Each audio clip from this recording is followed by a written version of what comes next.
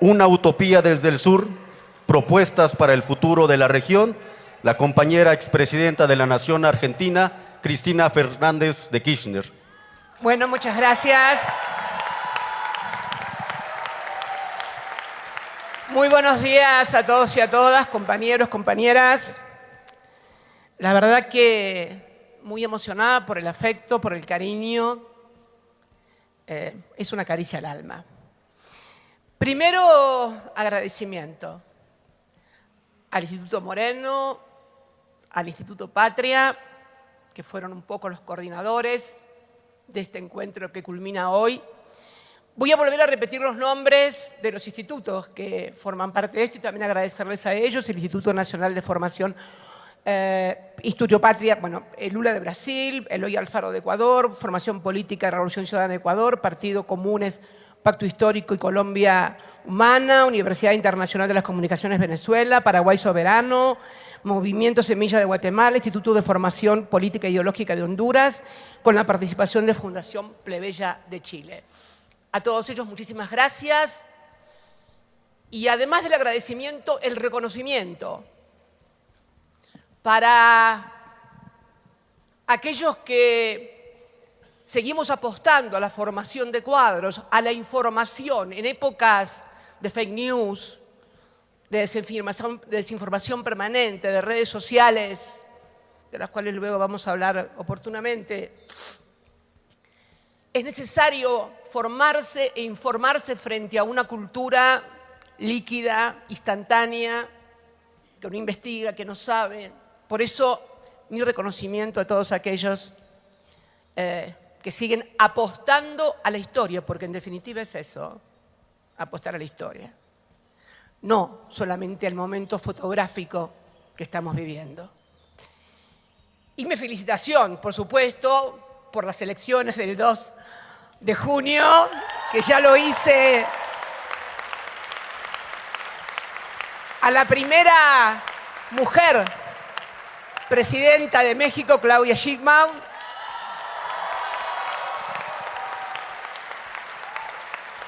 a todos aquellos que han participado activamente desde un lugar, en una lista, en la militancia, en el territorio, en los claustros académicos, en todos los frentes de lucha y que permitieron ese triunfo fantástico que además batió récords a la propia Morena, porque AMLO había sido el presidente más votado en el 2018 y ahora Claudia es la presidenta más votada después de AMLO también, con lo cual revela la aprobación de un proyecto político y sobre todo la madurez, la lucidez de la compañera de identificarse plenamente con ese proyecto de Manuel López Obrador, que fue el que dio origen a este fantástico movimiento, resistiéndose a la tentación de creerse distinto o mejor, sino formando parte siempre de un colectivo, que es la gran lección que debemos aprender todos de la política y de la historia. Bueno, la verdad que esta última clase, que es la número 14, una utopía, cuando leí Una utopía desde el sur, propuestas para el futuro de la región, utopías. ¿Y qué le podemos hablar desde la Argentina hoy? De utopías, digo yo, mirá en la que me han embarcado. Pero pensándolo bien, nuestra región, la América Latina, es una región que nació de la utopía de la libertad, allá por el siglo XIX. Éramos colonia, desde el Río Branco para abajo, y las ideas de la libertad, del pro de esa libertad que nos quieren vender hoy, de la libertad de creer que porque insultás, amenazás o tenés una fake news, acaso sos libre. No, sos un ser gris, que si no tuvieras ese celular y no existieran las redes, serías todavía aún más gris y más inexistente. Pero bueno, así están las cosas, y así se forjó en la utopía la región, la utopía de la libertad, con San Martín, con Bolívar, con la lucha emancipatoria, que además fue una lucha de ideas. Porque inclusive las ideas del absolutismo y de la colonia eran ideas y contra ellas luchaban las ideas de la libertad, que eran las de la Revolución Francesa, en definitiva, contra el ancien régime, ¿no? Eso fue en definitiva lo que se vivió en nuestra región. No teníamos países todavía. Éramos apenas una voluntad de libertad y de emancipación. Lo definió muy bien José de San Martín: seamos libres, lo demás no importa nada. Y ahí se forjó el concepto de patria. Si tengo que elegir un lugar donde se forjó el concepto de patria, fue ahí, en las luchas por la independencia. Fue en el siglo XIX donde se forja el contenido y el sentido de patria. Fue la utopía de la libertad, de la independencia. Creo que ustedes la llaman la primera transformación, ¿no? La primera. Bueno. Y después, bueno, en el siglo XX, si tuviera que definir la utopía del siglo XX en nuestra región, que fue múltiple, de todo Centroamérica, de la América del Sur, de aquí de México, una revolución también de ideas muy fuertes, de luchas también. Se habían ya construido los estados nacionales que hoy somos. Si tuviera que ver cuál fue la utopía que animó a esos movimientos desde Eloy Alfaro allá a principios del siglo XX, pasando por el peronismo, por Hipólito Yrigoyen con la lucha por el voto universal, con todas las luchas en Centroamérica, creo que sería, y si también lo vinculamos un poco con los movimientos por los derechos civiles en Estados Unidos, fue la lucha por la igualdad. Es que después de aquella libertad, creo que la gran utopía que tuvo la región, con distintos movimientos, con distintas revoluciones, con distintas caracterizaciones, porque además siempre hemos respetado algo en la América del Sur. No somos todos iguales. Respetamos las identidades culturales. Y en ese sentido debo reconocer como principio rector que informó a la región y que debe seguir informando a la región lo que México ha sostenido históricamente de la no injerencia en los asuntos de los otros países, que es reconocer soberanía política y cultural. Bien. ¿Y cómo nos fue? ¿Cómo nos fue? Nos fue muy bien con la utopía de la libertad. Muy bien. Triunfamos, ganamos. ¿Cómo nos fue con la de la igualdad? Y no nos fue bien con la utopía de la igualdad. Hoy nuestro continente sigue siendo el más desigual. No el más pobre, ¿eh? No. El más desigual. Y se forjó también, pero fue una lucha además en un mundo que se había dividido después de la Segunda Guerra Mundial en este oeste, en un sistema de ideas, de un lado, pero siempre con las ideas. Fíjense qué características. Había ideas en el siglo XIX y había ideas en el siglo XX enfrentadas. El oso comunista contra el capitalismo era, en definitiva, un enfrentamiento de carácter netamente ideológico, total, desde la economía, desde la cultura, desde las ciencias, desde las ideas. Era una lucha de ideas, que finalmente todos sabemos cómo terminó con la caída del muro de Berlín. Vos lo mencionabas a Francis Fukuyama, que creyó que porque se caía el muro de Berlín se acababa la historia. Bueno, si yo tengo que elegir un punto de finalización de la modernidad y un punto de inicio, no elijo la caída del muro de Berlín, elijo la caída de las Torres Gemelas. ¿Por qué?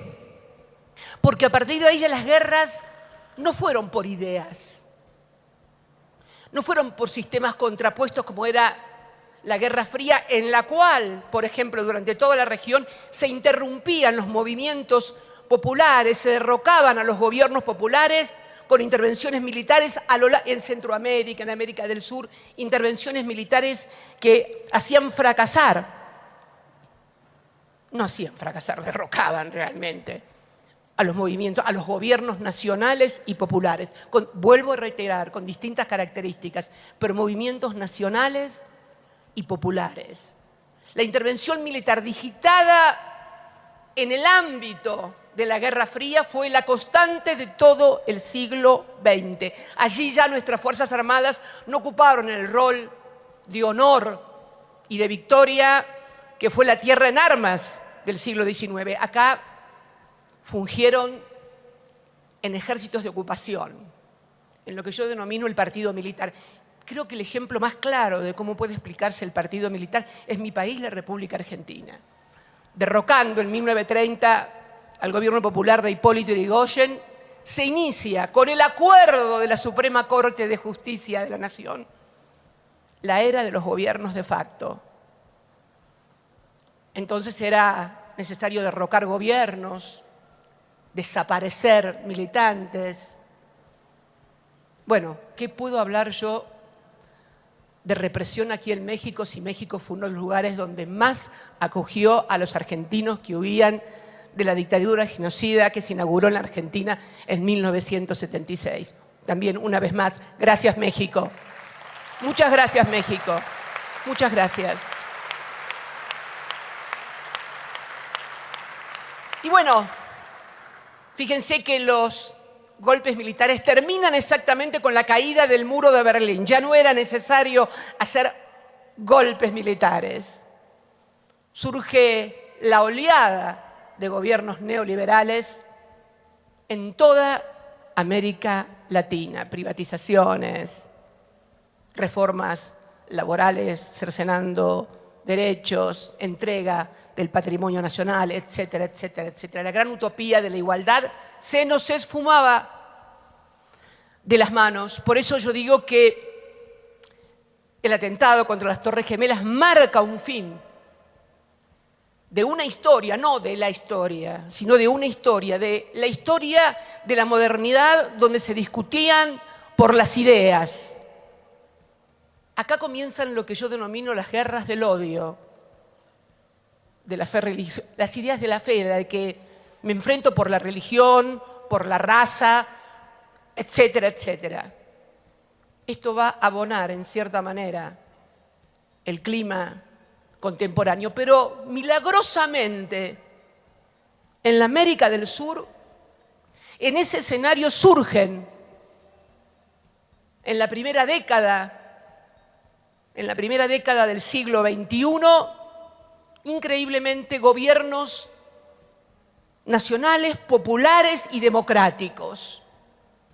El primero, ya expirando el siglo XX, Hugo Chávez gana las elecciones de 1999, luego del fracaso de lo que fue el pacto del punto fijo y de lo que fueron los hechos del Caracazo después de que Andrés Pérez da aquel ajuste feroz al día siguiente de haber ganado las elecciones.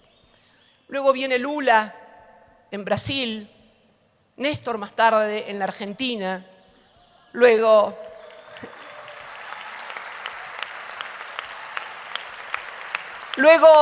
Rafael Correa en Ecuador, Evo Morales en Bolivia, en Paraguay, Fernando Lugo. Son todos gobiernos distintos, no tiene nada que ver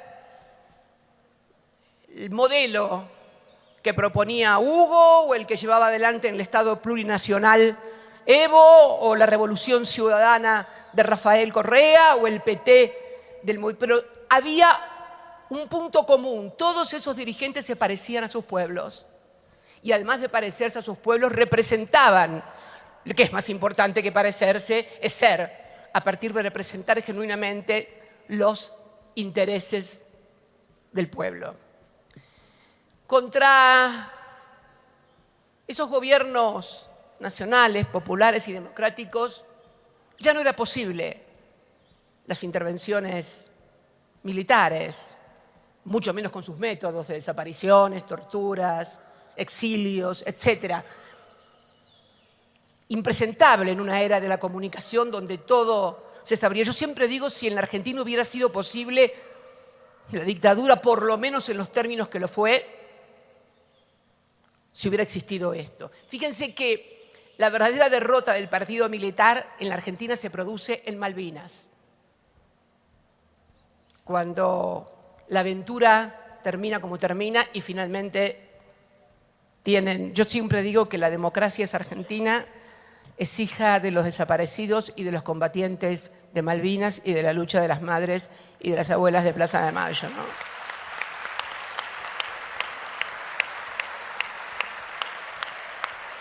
Y entonces surge frente a estos gobiernos nacionales, populares y democráticos un método diferente. Ya no sirve la intervención militar, la interrupción de estos gobiernos a través de este método. Fíjense, permítanme una digresión, que la única golpe que hubo con las mismas características que en el siglo XX fue contra Evo Morales. ¿Y por qué? Porque había reformado en la Constitución la justicia. De esto vamos a hablar. Cómo el partido militar le sucede el partido judicial, la judicialización de la política como el método de estigmatización, persecución y proscripción de quienes lideran o representan esos movimientos. ¿Qué hablar de Lula? ¿Qué hablar de Rafael exiliado?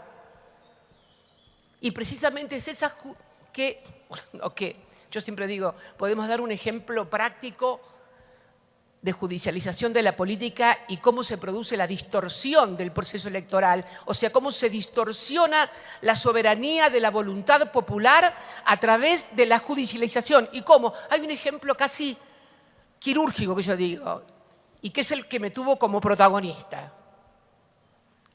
Año 2016, inmediatamente que viene el gobierno de centro derecha que nos sucede, comienzan un juicio, varios, muchos, pero uno solo, fundamental, contra mí. El juicio dura 4 años, la instrucción, fíjense las fechas. Enero del 16 creo que es la denuncia, días apenas después de haber dejado el gobierno. Hacen una denuncia desde el propio gobierno entrante. El proceso dura 4 años. Raro, una instrucción 4 años, ¿no? Claro. ¿Cuándo deciden que me tengo que sentar en el juicio oral para ser juzgada por corrupción? En el año 19, cuando había que ir a elecciones nuevamente y la representante del peronismo y de todo el espacio político nuestro que garantizaba el triunfo de las elecciones, era quien les hablaba. ¿Qué hacen entonces? ¿Qué día comienza ese juicio en el que yo tengo que estar sentada ante un tribunal escuchando los alegatos de un fiscal? Después vamos a hablar de ese fiscal, porque tiene que ver con el intento de asesinato también. Ese fiscal comienza la actuación y las denuncias y la farsa y la actuación el 21 de mayo del 2019, 20 días antes de que se cierre la fórmula presidencial para competir en el año 2019.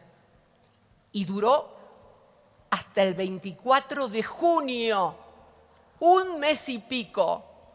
Ese fiscal que todos ustedes lo deben recordar, sí, que fue el fiscal que antecedió a mi intento de asesinato en el año 22. Bueno, esa vez que habló por cadena nacional mientras se enfocaba en la puerta de mi casa, empezó un 1 de agosto y terminó un 22 de agosto. Fíjense, toda la gente recuerda ese alegato, el anterior al atentado. El alegato que hizo entre el 21 de mayo y el 20, no se acuerda nadie porque nadie lo vio, claro. Yo había desmontado el escenario que habían armado porque el 18 de mayo, sábado, el juicio empezaba un martes. El sábado 18 de mayo comunico mi decisión como conductora de nuestro espacio político de que fuera Alberto Fernández el candidato a presidente y yo lo iba a acompañar para garantizar el voto como vicepresidenta. Fíjense lo que era ese escenario nacional al que me tenían preparado, no a mí, al peronismo, a la fuerza política. La candidata del peronismo de la fuerza política iba a estar sentada durante todo el mes anterior. Imagínense además la repercusión internacional. No se olviden lo que fue la campaña de los fondos buitres contra nosotros a nivel global. Pero además, ¿cómo estaba el escenario global? Bueno, en ese momento Trump iba camino a la reelección casi como un mero trámite administrativo. La economía de Estados Unidos volaba y todo el mundo consideraba que era reelecto sí o sí. Claro, siempre hay un cisne negro, el COVID, que impidió que fuera reelecto. Pero ese era el escenario, ese presidente de los Estados Unidos que había autorizado a través del Fondo Monetario Internacional un préstamo extraordinario en la historia de 57.000 millones de dólares a quien debía ser el candidato, como lo fue, de la fuerza que había gobernado durante 4 años. ¿Y en lo regional cómo estábamos? Bueno, en lo regional, nuestro principal aliado, nuestro principal socio comercial, Brasil, Lula da Silva, estaba preso. Ese fue el escenario donde tuve que tomar decisiones. Ese escenario global, ese escenario regional y ese escenario nacional. Todavía hay gente que pregunta, ¿y por qué lo puso y no fue ella? La verdad, necesitamos gente que pueda leer mejor la política. Necesitamos mucha gente que pueda leer mejor la política.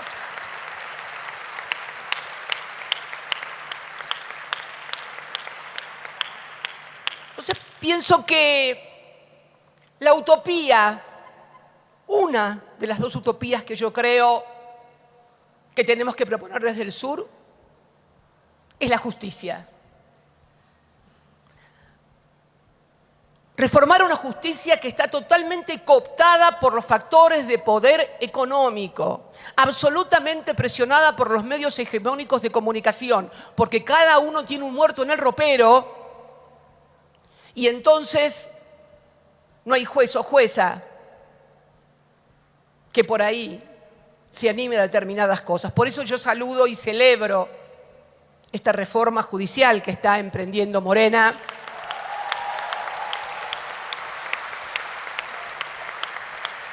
Porque no se trata solamente de una cuestión política de persecución. En mi caso ya es de persecución y de vida.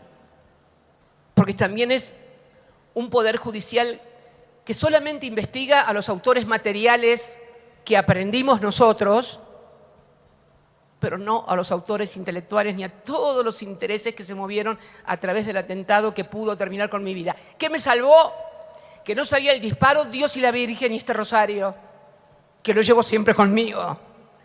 Discúlpenme los que no son creyentes. Todos mis respetos, pero créanme que creo en Dios y la Virgen mucho más de lo que creía antes.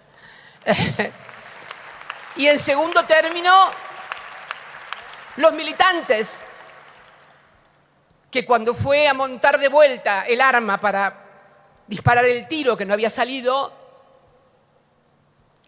lo atraparon, militantes lo atraparon.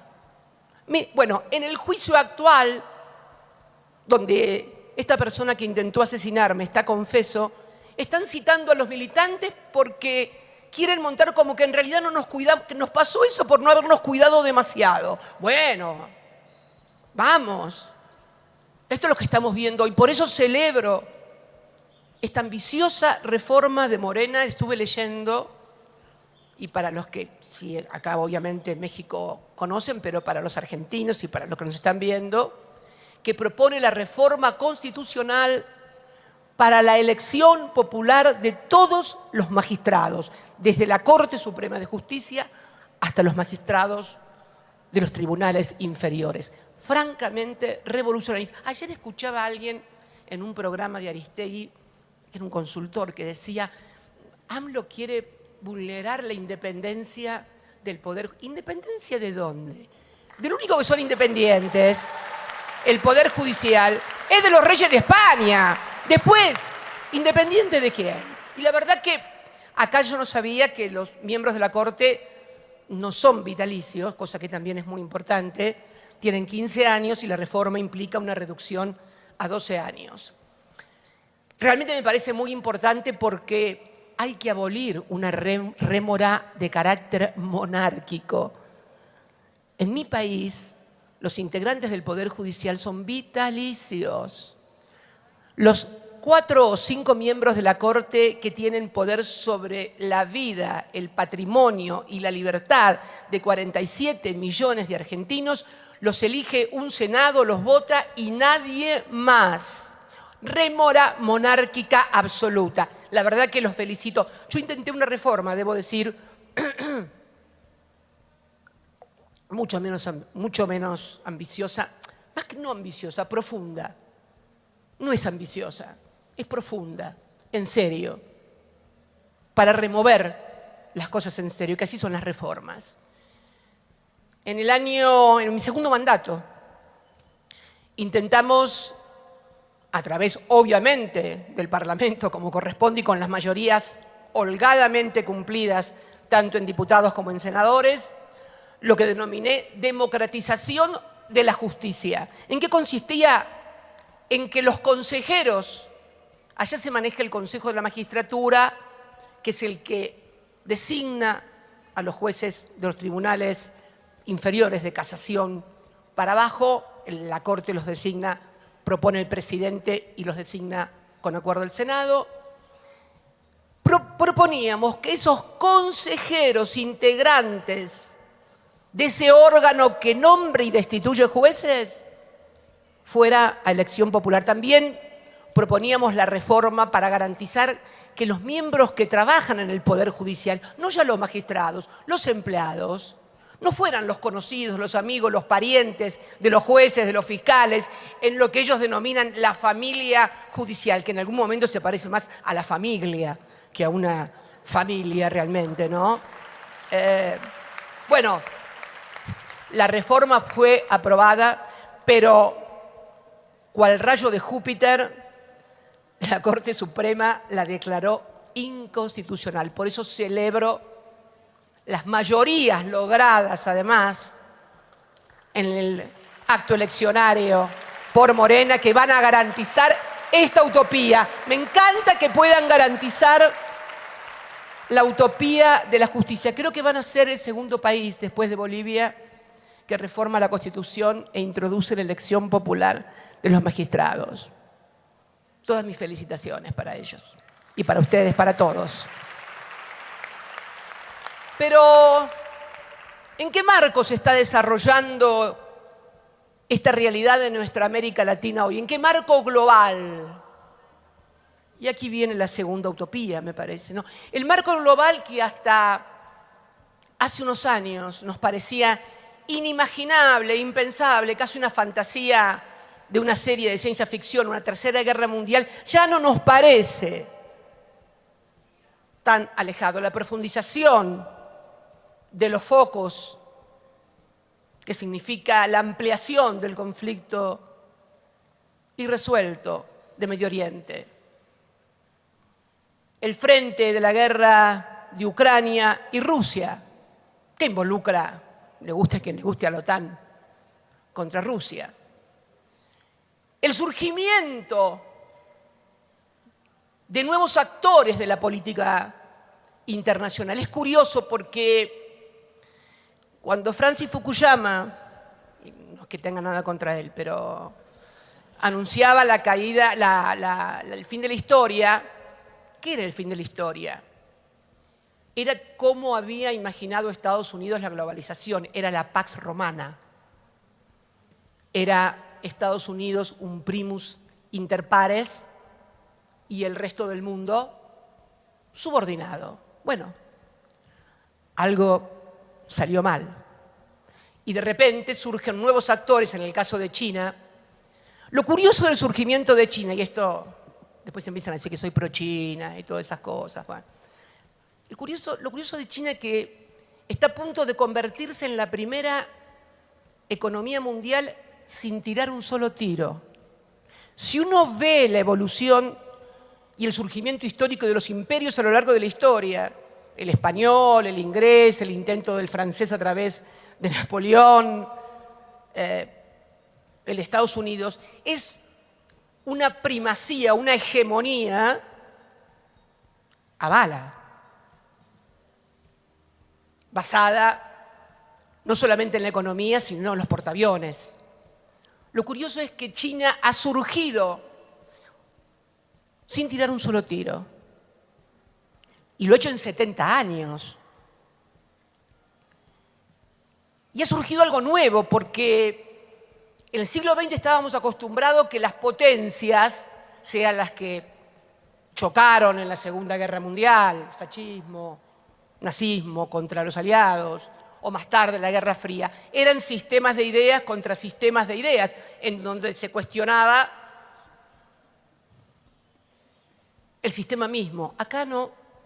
Acá, como dice Toclatián, un importante profesor de Relaciones Internacionales, y por favor, guardemos este concepto, relaciones internacionales, empecemos a pensar también, a poder diferenciar términos de política interna de términos de relaciones internacionales. Por favor, yo sé que ustedes lo hacen, no lo digo por ustedes. Al que quepa el ensayo que se lo ponga. Pero fíjense ustedes que el capitalismo, que aparece triunfante, hoy ha dejado de ser una ideología. Esta es ya una teoría mía, no es necesario que la compartan, pero quiero sí compartir lo que yo pienso. El capitalismo, que alguna vez fue presentado como una ideología, hoy en la realidad, si uno conoce China y ha estudiado sobre eso, advierte que en realidad el capitalismo ha derivado en una forma de producción de bienes y servicios. Hasta ahora, en términos de resultados y en términos de éxito, la más eficiente para poder satisfacer a escala global las necesidades de la humanidad. Entonces, ¿cuál es la diferencia, además de los intereses comerciales? Yo creo que hay dos modelos también que van a estar en pugna. Si decimos que el capitalismo ya es una forma de producción de bienes y servicios, el tema es quién conduce el proceso capitalista, quién conduce el proceso de producción de bienes y servicios. Bueno, está el modelo de Occidente, que es el mercado. Michel Albert, allá por el año 90, creo que fue, planteaba capitalismo versus capitalismo y nos planteaba, ni siquiera registraba a China, fíjense. China no estaba en los anales de los intelectuales. Por eso, con todos mis respetos, intelectual no es el que lee mucho o el que habla lindo, es el que puede, reitero, volver a leer lo que pasa en su país y en el tablero internacional. Michel Albert en aquel momento decía, y hacía diferenciación entre el capitalismo germano de Alemania y el capitalismo de la economía casino de Estados Unidos, donde, bueno, planteaba algunas diferencias, pero siempre era el mercado que conducía. Acá, el modelo que presenta no solamente China, sino en realidad la mayoría de las economías asiáticas, que son las que han surgido, el modelo de la participación del Estado en la conducción del proceso económico. Por lo tanto, el proceso económico no solamente debe dar rentabilidad, sino que además debe generar inclusión, porque si no es imposible sostenerlo políticamente, y además debe generar cuidado del medio ambiente, cosa que obviamente el mercado no hace, pero no porque sea malo o bueno, simple, porque no tiene las responsabilidades de conducir el Estado. Y si uno mira el resultado de uno y otro, yo estuve en China en el 2004 acompañándolo a Néstor, después fui ya como presidenta en 2 oportunidades, 2009, 2010 y en el 2015. Cada viaje, pese a que era breve el interregno, veía en las ciudades a las que iba como modificaciones y crecimientos. En el último viaje yo no fui, fue Máximo, el diputado Máximo Kirchner, que vino fascinado por la incorporación del verde y el agua, o sea, diseño de medio ambiente, de cuidado del medio ambiente saludable en las ciudades chinas. Claro, esto el mercado, ¿qué le importa a Elon Musk el medio ambiente? Él quiere el litio a cualquier precio, no, al más bajo precio que pueda y con mayor cantidad. Y tampoco podemos pedirle a Elon Musk que se ocupe del medio ambiente o que cuide la inclusión. ¿Y cuál fue el resultado de China? En el proceso de 70 años produjo una incorporación de más de 700 millones de personas al proceso de producción capitalista. Que le pongan el nombre que quieran, pero no se registra en toda la historia del capitalismo desde que nació hasta la fecha, que alguien haya incorporado esta cantidad de gente a la economía, de la China rural a la economía de producción capitalista. Hago esta breve digresión que hice para ver que no estamos ante dos sistemas antitéticos. Hay dos nortes ahora. Y por lo tanto, nos obliga también en el marco de conflictos, en el marco de temores, a unir a la utopía de la justicia, la utopía de la paz. La utopía de la paz en la región. Que no nos trasladen ningún conflicto, porque seremos el continente más desigual, pero si además tenemos enfrentamientos o nos convertimos en escenario de conflictos globales ajenos a la religión, estamos fritos. Y en este marco de la utopía por la paz es que tenemos que abordar el problema de Venezuela. La primera caracterización debe ser, cuando hablamos de Venezuela, más allá de las simpatías o las antipatías, que tenemos que acostumbrarnos como militantes, políticos, como dirigentes, a despojarnos de esto. La primera caracterización, siempre recordemos que cuando estamos hablando de Venezuela estamos hablando de la primera reserva de petróleo global, convencional. Nunca nos olvidemos de esto. Se consideran reservas comprobadas de, creo que 303.000 millones de barriles, por arriba de los saudíes.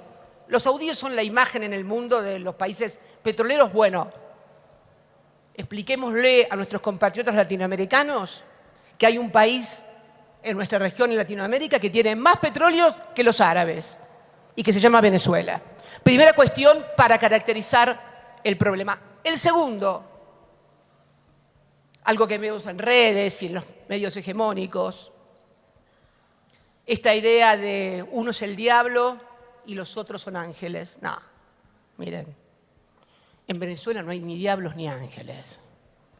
Si uno mira el proceso iniciado en 1999, con un golpe de Estado en el año 2002, en los cuales fue tomado preso Chávez durante 2 días, y asumió, tienen una costumbre los opositores de asumir presidencias que son cuestionadas o no aceptadas por todos, por así decirlo. Pero asume Carmona, creo que se llamaba, ¿no? De Fede Cámara. Creo que lo reconoció Estados Unidos, ¿no? Inmediatamente, creo que a las 48 horas o las 24 horas, Estados Unidos lo reconoció. Luego, bueno, creo que Venezuela ha tenido 14, 15 elecciones, entre elecciones de autoridades, plebiscitos, en fin. Creo que también se generó un clima de violencia muy grande a partir de las elecciones en las cuales se pierden en la Asamblea Nacional y se reconoce que se pierde y surge el presidente de facto que recorre el mundo juntando dólares y euros para su gestión como presidente de Venezuela. No lo voy a nombrar, no importa. No le demos prensa gratuita. Surgen en el 17 las guarimbas que crean un clima de violencia que también, debo decirlo, ha respondido con violencia. Tampoco podemos hacernos los distraídos y mirar para otro lado. Los militantes nacionales y populares tienen la obligación de ser lo más objetivos que puedan frente al análisis de los hechos. Se genera una violencia. No puedo olvidarme en el año 2014 un hecho determinante que es el bloqueo. Fíjense qué curioso, hay 2 países bloqueados en el mundo, Cuba y Venezuela.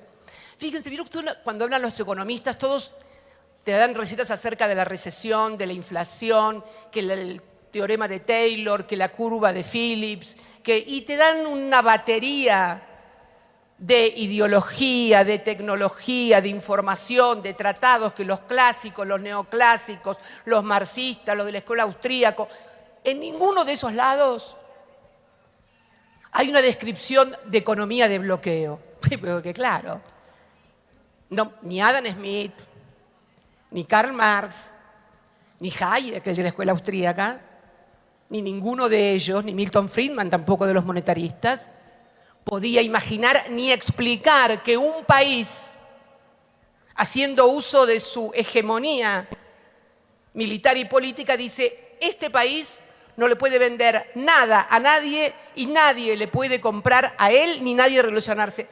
Nadie te explica cómo se enfrenta una economía de bloqueo. Esto es lo que sufrió concretamente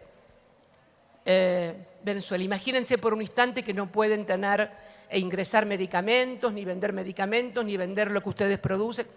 Bueno, ya lo vimos cuáles son las consecuencias en ambos países. Por eso creo que tenemos que abordarlo de esta manera. Dicho esto, y frente al claro y concreto problema que se produce a partir de las elecciones, de las últimas elecciones presidenciales, creo que, y comparto totalmente, el comunicado que el 1 de agosto firman AMLO, Lula y Gustavo Petro.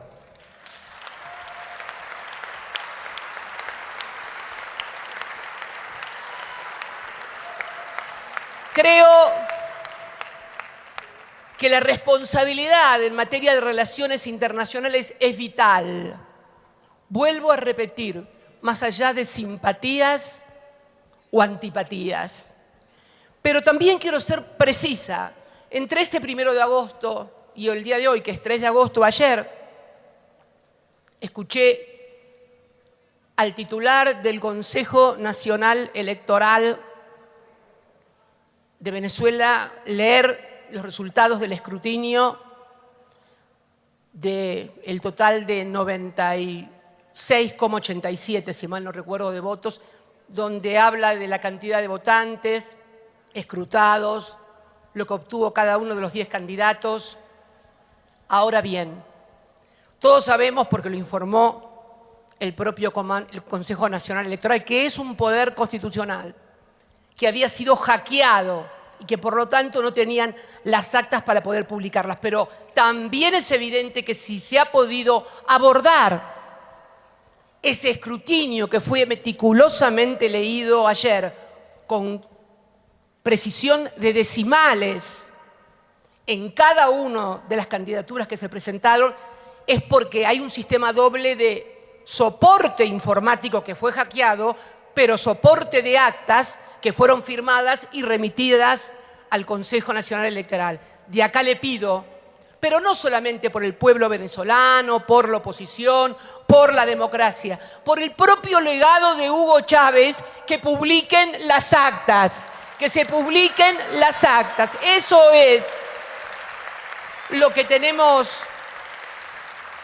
que pedir, que se publiquen las actas, para que todos puedan escrutar la opinión pública internacional, la oposición, el pueblo de Venezuela. De cualquier manera estoy contenta porque ayer estaba muy preocupada porque la principal líder de la oposición estaba en la clandestinidad. Nos había comunicado que estaba en la clandestinidad por Twitter, pero hoy la vi encabezando una marcha en Caracas, así que afortunadamente ha tenido poco tiempo de clandestinidad, con lo cual es muy bueno porque la clandestinidad, créanme, es algo muy feo, muy malo, muy sentirse muy mal y muy inseguro. Así que nos sentimos halagados que haya podido terminar con su periodo de clandestinidad. Bien. Creo entonces que este pedido de paz, además desde dónde lo hacemos, desde dónde hablamos, desde dónde habla la fuerza política que represento, y yo misma, ¿de dónde hablo? La fuerza política que pide esto es una fuerza política que desde sus orígenes hasta la fecha siempre que ha ido a elecciones ha reconocido los resultados, cuando ha ganado y cuando ha perdido. Pero no solamente eso, Somos la única fuerza política de la Argentina que fue derrocada en 2 oportunidades por golpes militares. Es más, y no con ánimo de rencor, pero simplemente de refrescar la historia. Algún partido, que todavía es un partido importante en mi país, un partido además de origen democrático, participó en elecciones allá por el año 64, donde estábamos proscriptos. Desde ese lugar hablamos, y yo hablo también desde el lugar que me tocó ser presidenta en 2 oportunidades, de haber reconocido no solamente los resultados electorales, sino de haber manejado las relaciones internacionales en representación de mi país, independientemente de mis simpatías o de mis gustos. El otro día, permítanme una digresión, el otro día leía que un importante diario de mi país con un comentarista estrella publicaba una fake news para probar que nosotros nos inclinamos por Rusia, China y no sé quién más. Decía que la Argentina había votado en el año 2014, cuando se trató en el Consejo de Seguridad, en ese momento éramos miembros, y se trató la sanción a Rusia por la anexión de la península de Crimea, que se produjo en el 2014, que habíamos votado a favor de Putin. Mentiras.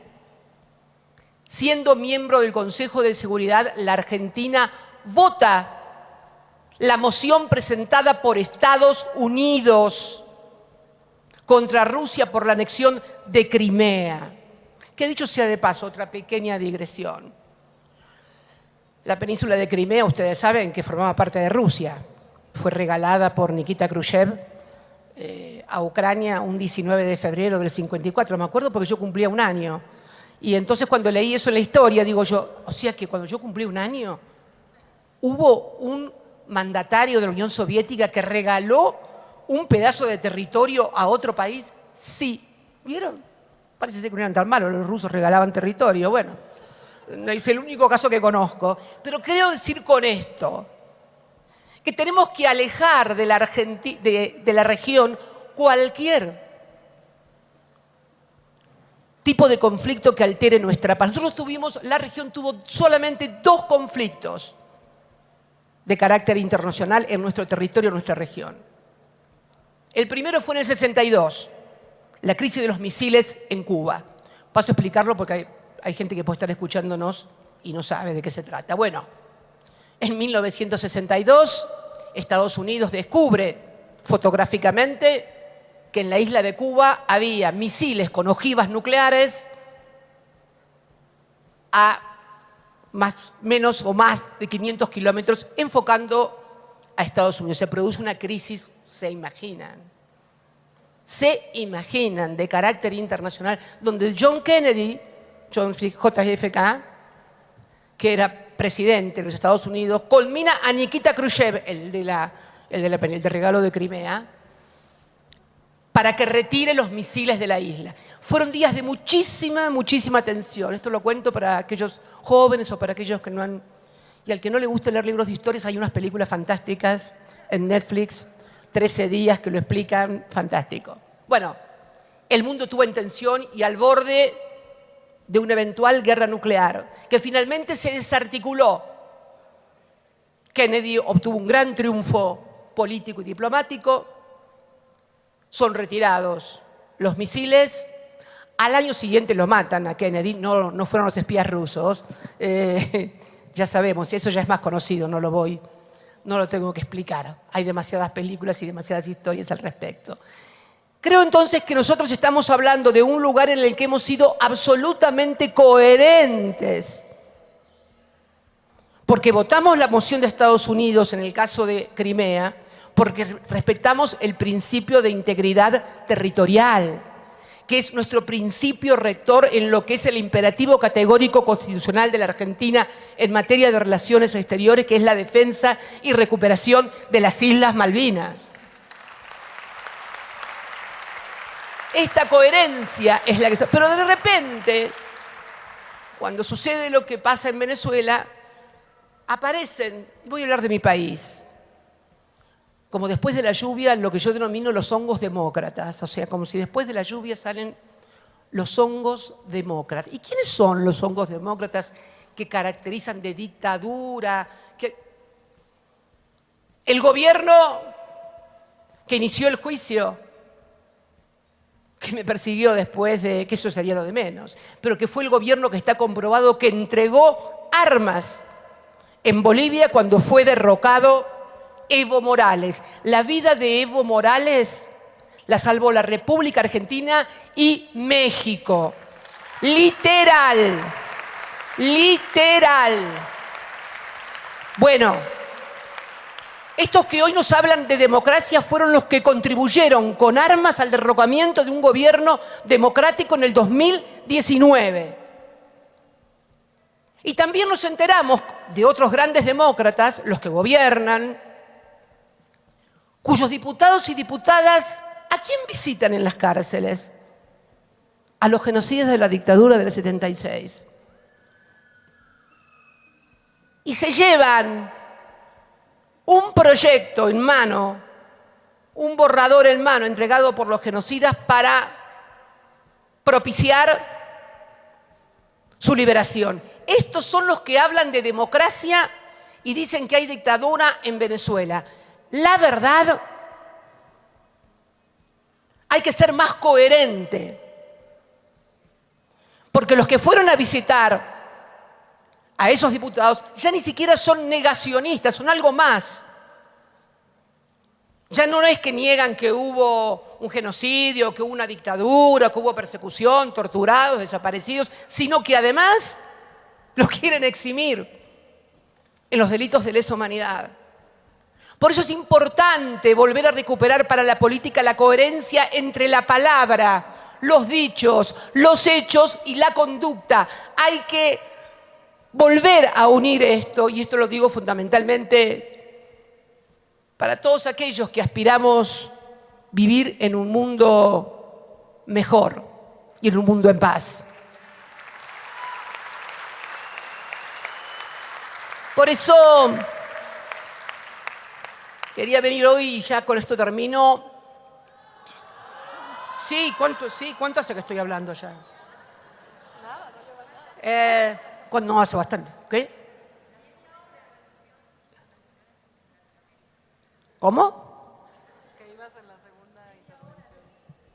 Ah, la segunda, las misiles, cierto. La segunda fue la guerra de las Malvinas. El segundo conflicto internacional que tuvimos, gracias por recordármelo. Es muy ñoña la senadora, es muy ñoña, muy estudiosa, muy aplicada. Bueno, me hace acordar, tiene razón. El segundo conflicto internacional, mirá cómo me voy a olvidar, fue el del Atlántico Sur, el de nuestras Islas Malvinas, donde contamos con la solidaridad de toda la América, bueno, de toda, no hubo alguno, no voy a nombrar cuál, porque ya todos lo saben, que no fue solidario. El resto de América Latina, de México para abajo, solidaridad total y absoluta. Y fue también ese conflicto del Atlántico Sur, donde Estados Unidos finalmente termina jugando con su aliado de la OTAN, el Reino Unido, donde murió la OEA. Y el tratado, el TIAR, famoso TIAR, que era el Tratado Interamericano de Asistencia Recíproca, que obligaba desde Estados Unidos para abajo a todos los países para asistir en auxilio de cualquier país del territorio americano que fuera agredido por una potencia extracontinental. ¿Qué hizo la OEA? Bien, gracias. Fue el final de la OEA y ya después su participación directa en el golpe de Bolivia, bueno, como decimos en mi país, la frutilla del postre. Por eso escuchar hablar a la OEA de dictaduras, de golpes de Estado cuando participó activamente y que pudo haber terminado en la muerte de Evo Morales, la verdad, y esto es repetido monocordemente por todos los medios hegemónicos, en redes y demás, pero la historia es la historia, muchachos. Y finalmente, en algún momento aflora. Por eso, y ahora sí, para terminar, no me olvidé de nada, compañera, ¿no? Ya estoy... Bueno, no, porque me había olvidado que eran los dos conflictos. Por eso digo yo que no podemos volver a ninguna actitud en materia, porque es hacia la responsabilidad de quienes conducen los estados en la región garantizar la paz. Sin paz no hay ningún presupuesto, ni de justicia, ni de economía, ni de ninguna otra cosa. Es un presupuesto básico en un mundo complejo y altamente conflictivo. Por eso quería hoy culminar este fantástico curso y pedir que se hagan muchos más, además, que se hagan muchos más, con esta utopía desde el sur: justicia y paz. Un compromiso de todas y de todos. Muchísimas gracias.